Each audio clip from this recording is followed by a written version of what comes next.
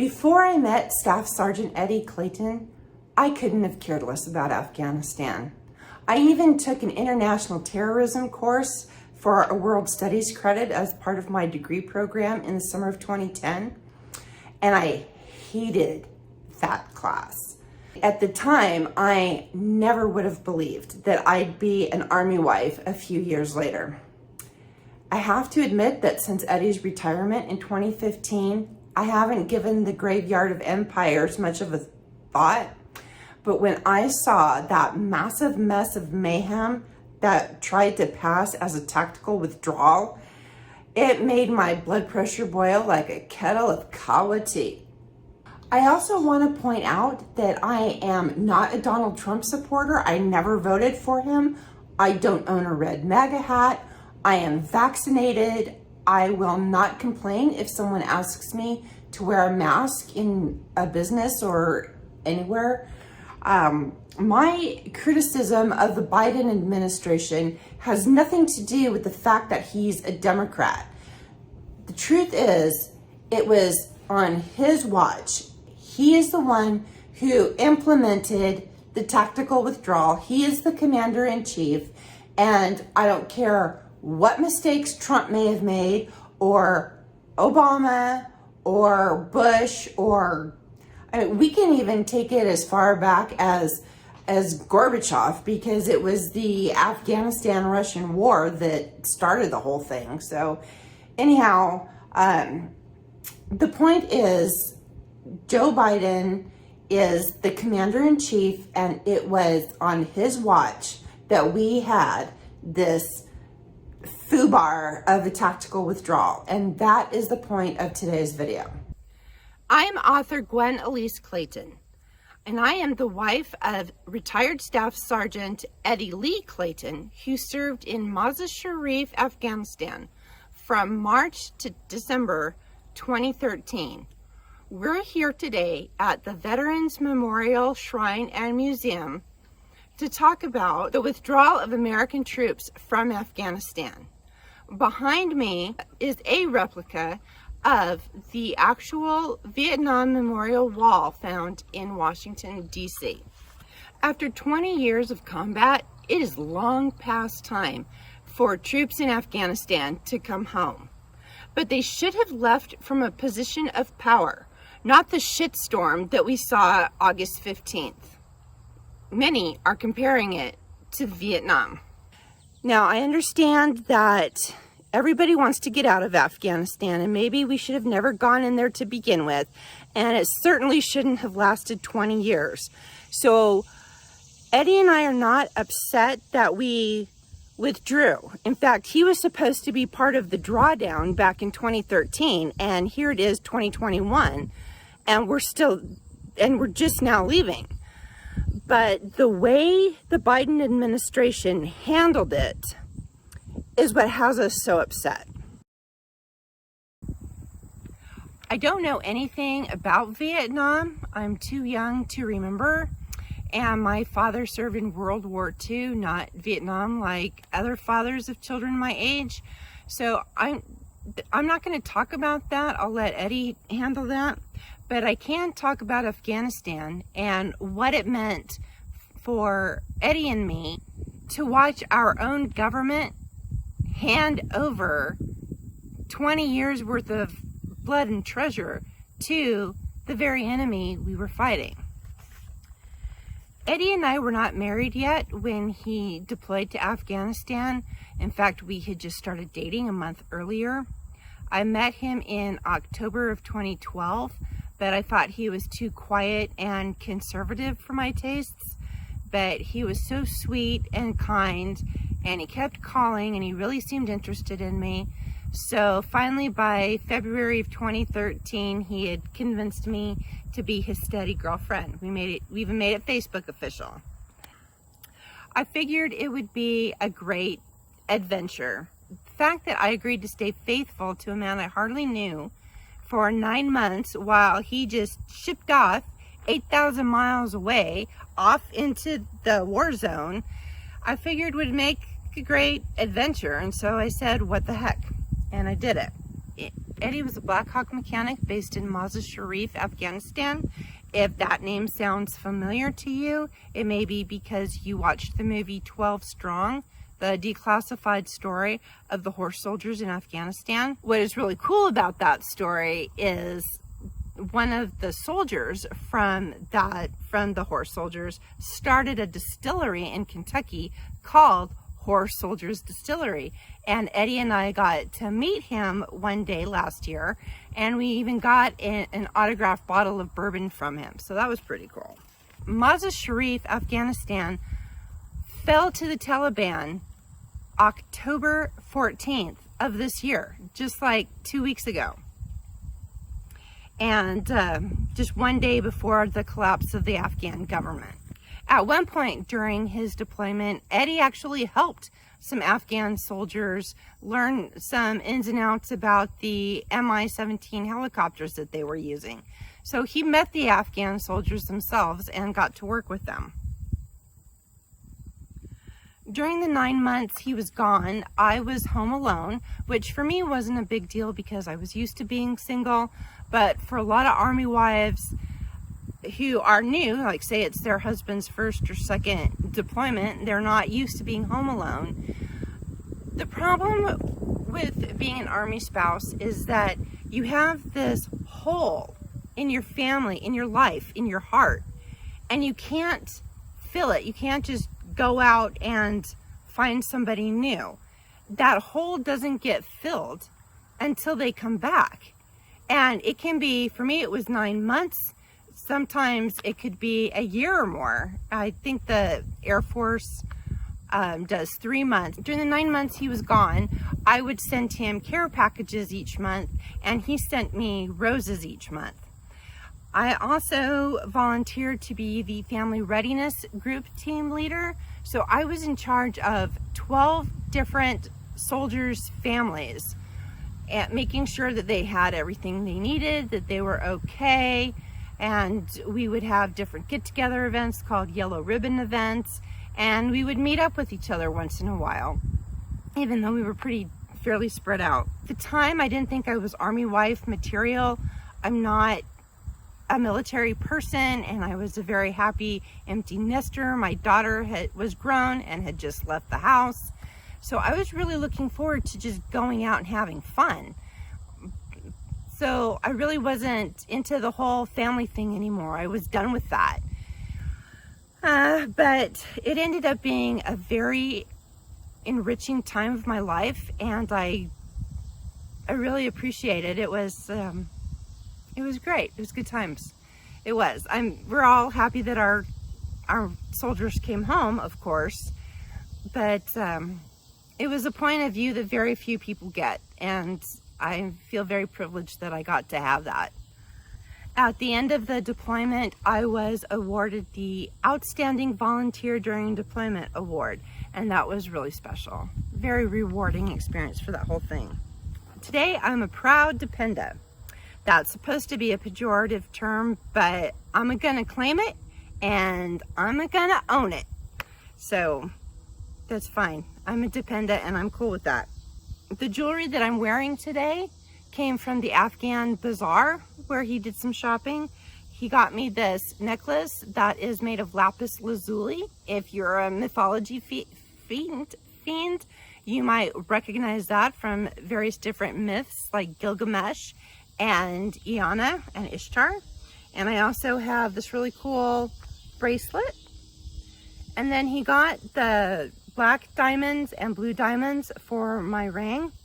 He got those, and then when he came back to the States, he had a local jeweler set them, and then he proposed to me. And we were married January 23rd, 2014. The following Christmas, he had these earrings made for me, also from black diamonds that he got at the bazaar. He retired January 31st, 2015, and we are both so happy that he's never going to deploy again. I first heard the name Bowe Bergdahl back in 2013. I was a member of the American Legion Auxiliary in Amador County, California, And one of the women that I served with was handing out brochures and little yellow bracelets, those rubber bracelets that everybody has. I don't know what kind of bracelets they're called, but they're to spread awareness of a certain issue. Well, she had yellow ones with the name Bergdahl on them, and these brochures were all about freeing Bergdahl. So Bowe Bergdahl was our only prisoner of war in Afghanistan. I read this brochure, and I joined the Facebook page that they had for Free Bergdahl, and there was this whole movement about sending Bergdahl Christmas cards, care of the White House, and what else were we trying to do? I can't remember if we were raising money, but it was this whole effort to try to get Bergdahl to come home and trying to convince the Obama administration to get him released somehow, to negotiate with his captors for his release or whatever. Do something, just do something so that he can come home, whatever it took. At the time, I had not read the article from 2012 in Rolling Stone magazine by writer Michael Hastings. And I'll post a link to the article in the description below.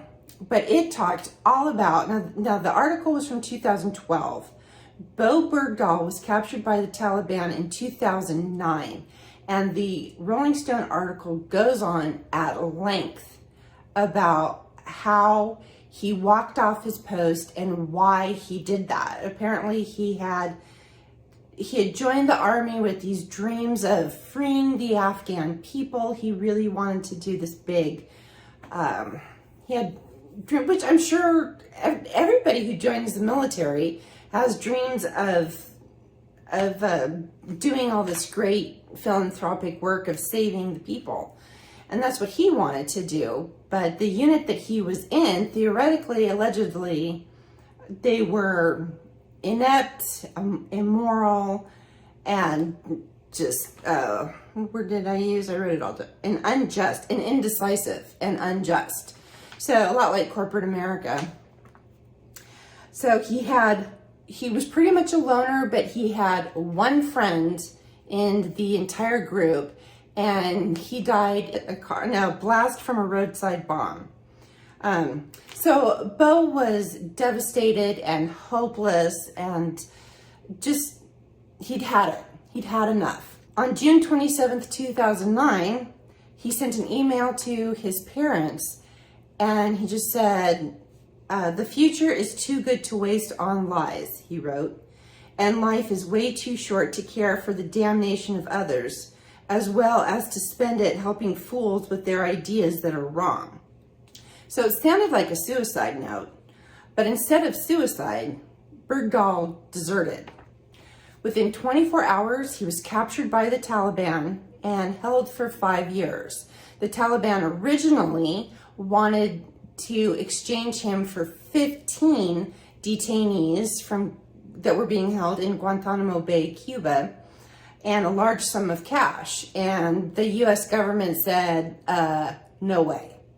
Then finally in 2014, Obama was trying to put an end, he wanted to end the Afghanistan war in 2014. That was the plan. They killed Osama bin Laden in 2021 or in 2011, and Obama said he wanted to end the war by 2014.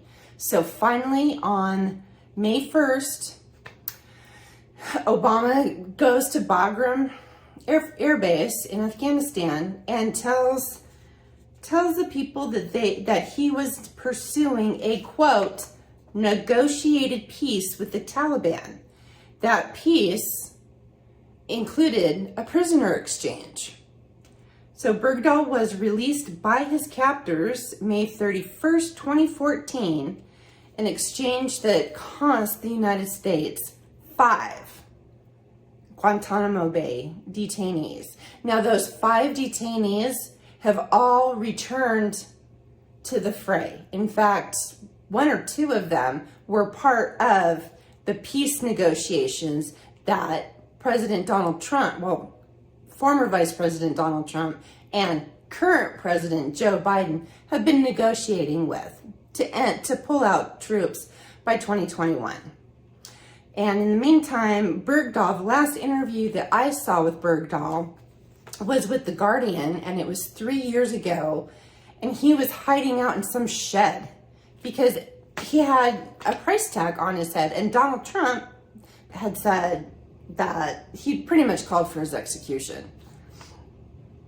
And even the late Senator John McCain was calling for him. I don't think he called for his execution, but did call for him to be punished.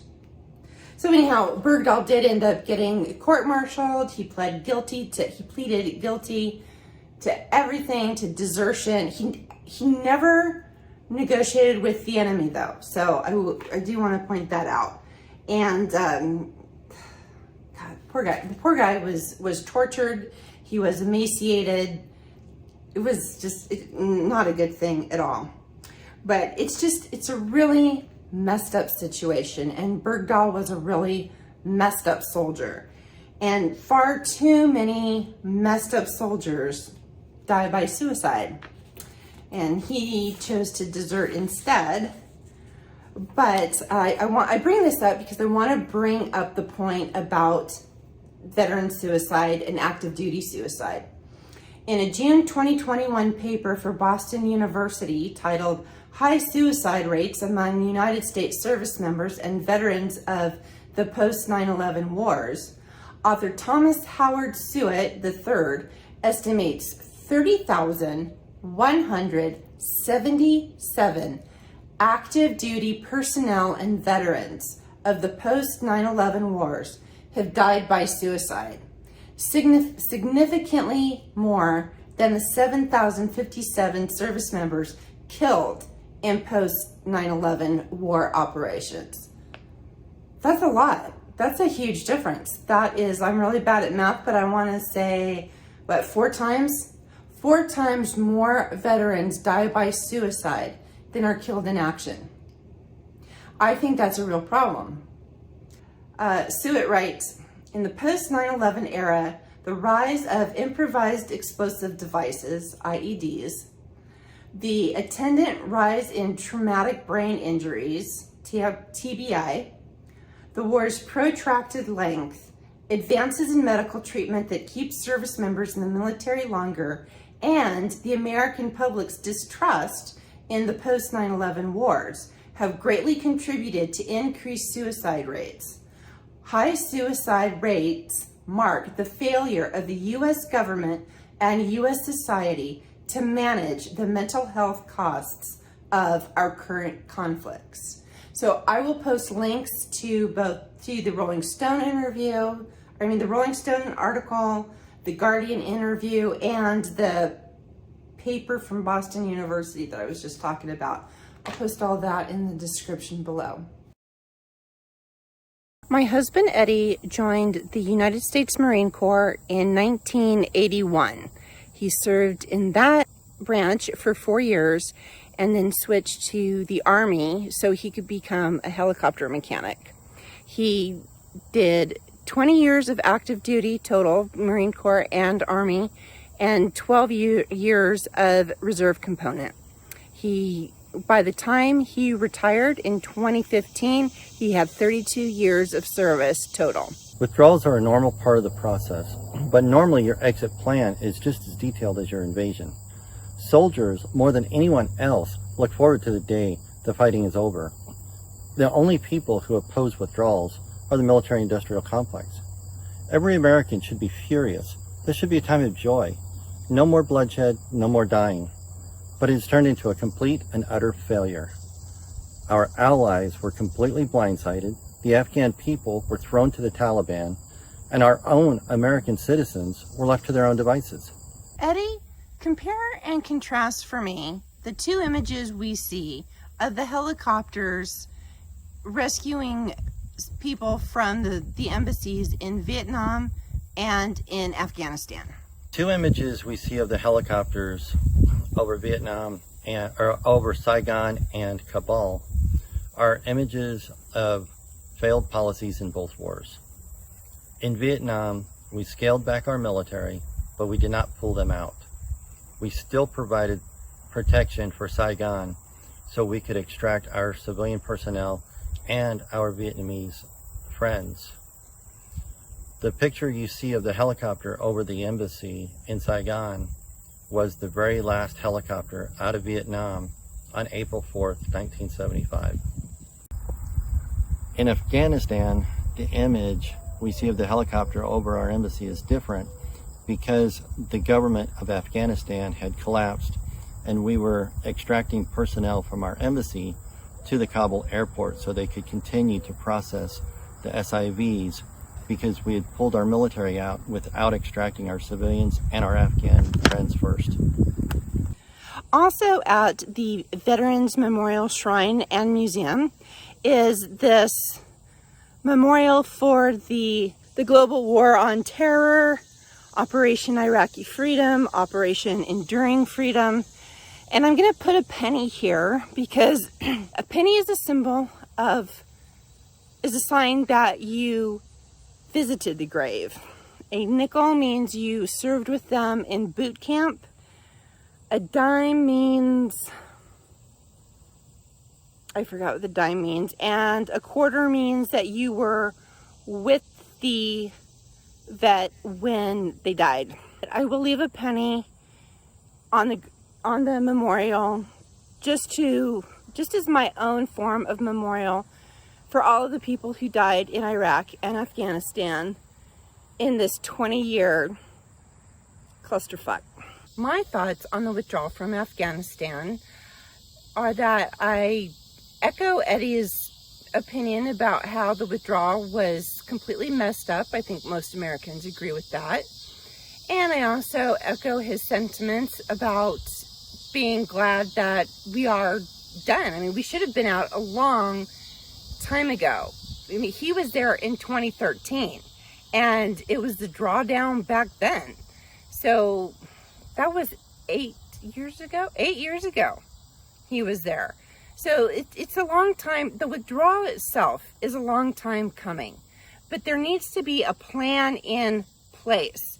And whether you want to put the blame on Biden, I don't care. You put it on Trump, I don't care. Obama, he didn't get us in and he didn't get us out. Bush 43, fine. You can blame him too. I think there's enough blame to go around for everybody. But the fact is, there wasn't a decent evacuation plan done. And it doesn't matter to me who's at fault. The fact remains that it was a shit show. And I'm not going to pull any punches with that. It was.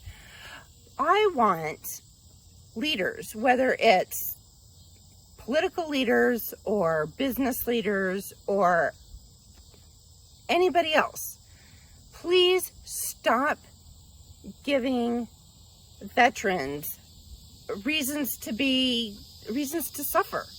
We have so many programs. We already have a problem with veteran suicide and veteran homelessness and mental health issues and PTSD, and you're only making it worse. So please, for the love of God, stop being such jerks. Think about the veterans that you are harming. And when you go to sleep at night, make sure that your conscience is clear, because this is not good. It is not good. And I want this to be the last Vietnam.